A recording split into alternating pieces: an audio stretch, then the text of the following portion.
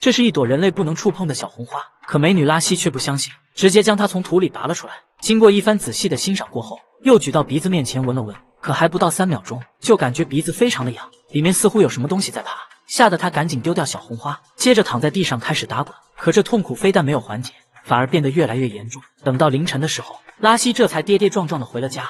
为了不让年迈的母亲担心，他赶紧洗干净身上的番茄酱，随后匆匆回到了房间里面。眼看自己病得越来越严重，天亮后就准备去找医生，可才没走出去多远，就又看到了那朵诡异的小红花，吓得拉希赶紧有多远跑多远。但此时已经为时已晚，在经过一阵剧痛之后，他突然大声咳嗽起来，接着吐出来一块内脏。看着这场景的拉希快吓死了，可他却没有丝毫的办法，很快就再次打起了喷嚏，这次却吐出来一个洋娃娃。拉希看到后非常惊喜，只因他和自己的孩子一模一样。最终他和娃娃过上了幸福的生活。